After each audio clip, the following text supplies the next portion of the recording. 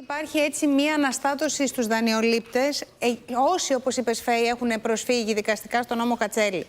Ο αρχικός νόμος, ο 3869 του 2010, που είχε ψηφιστεί τότε για την προστασία πάντα της πρώτης κατοικίας και τη διαγραφή χρεών, έλεγε στο άρθρο 9 ότι η δόση η οποία είναι να πληρώσει ο δανειολήπτης, στη δόση μάλλον που είναι να πληρώσει, θα επιβάλλεται ο τόκος με βάση το μέσο επιτόκιο στεγαστικού δανείου όπως προκύπτει από την Τράπεζα της Ελλάδος. Το έλεγε ο νόμος στο άρθρο 9. Ναι.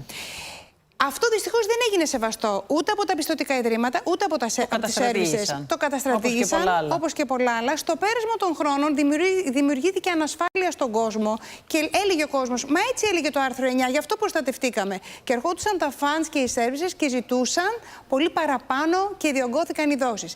Έγινε λοιπόν ένα προδικαστικό εδώ ερώτημα από το Ειρηνοδικείο Ιωαννίνων προς τον Άριο Πάγο. Γιατί αυτό δημιουργήσε μια σύγχυση στον κόσμο. Και τι λοιπόν κλήθηκε να αποφανθεί η Ολομέλεια του Άριου Πάγου, εάν αυτό το θέμα όντως ισχύει ή είναι κάτι διαφορετικό. Το λέω πολύ απλά για να το καταλάβει ο κόσμος. Και πραγματικά ο Άριος Πάγος ερμήνευσε τη διάταξη την ψηφισμένη του 2010. Τι είπε λοιπόν? Ότι ο τόκος προσδιορίζεται στη μηνιαία δόση και όχι στο άρρηκτο κεφάλαιο. Και αυτό θα ισχύσει κανονικά από την έναρξη της ρύθμισης μέχρι σήμερα. Πόσο καιρό λειτουργεί αυτή η καταστρατήγηση? Αυτή η καταστρατήγηση, ναι. Σκέψου ότι το 2010 ξεκίνησαν οι πρώτες αιτήσεις. Το 2012 με 2013 είχαμε τις πρώτες αποφάσεις. Υπολόγισε 13 χρόνια. Άρα 13 χρόνια χρεώνουν οι άνθρωποι. Χρεώνουν οι άνθρωποι υπερδιπλασιασμούς και ποσών. Κανένα ποτέ δεν τον ενόχλησε να κάνει κάτι νωρίτερα?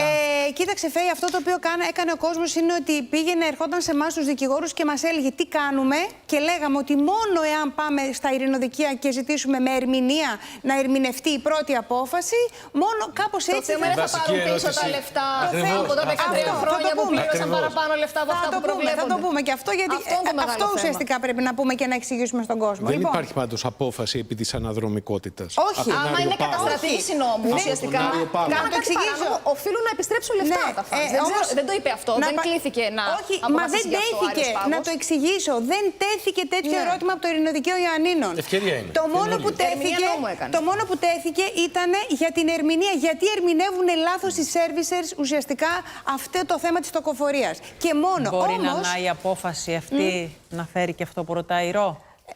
Προσφυγές. Λοιπόν, να το εξηγήσω. Το να δοθούν τα αναδρομικά. 3 δρόμους έχουν οι servicers τώρα να ακολουθήσουν. Ναι. Ο ένας δρόμος είναι να επιστρέψουν πίσω τα χρήματα. Και μπορούν να τα κάνουν, να επιστρέψουν τα χρήματα. Είναι εύκολο για τους servicers να υπολογίσουν. Έχουν μηχανισμούς. Θέλουν να το κάνουν. Αυτό το θέμα είναι. Πάμε να δούμε τις εναλλακτικές. Δεύτερον. Η πίεση πάντως είναι πολύ μεγάλη. Και είναι και ολομέλεια. Και είναι ολομέλεια του Άριου Πάγου. Γιατί υπάρχουν τιτλοποιήσεις αυτών των δανείων. Δεν είναι απλή υπόθεση.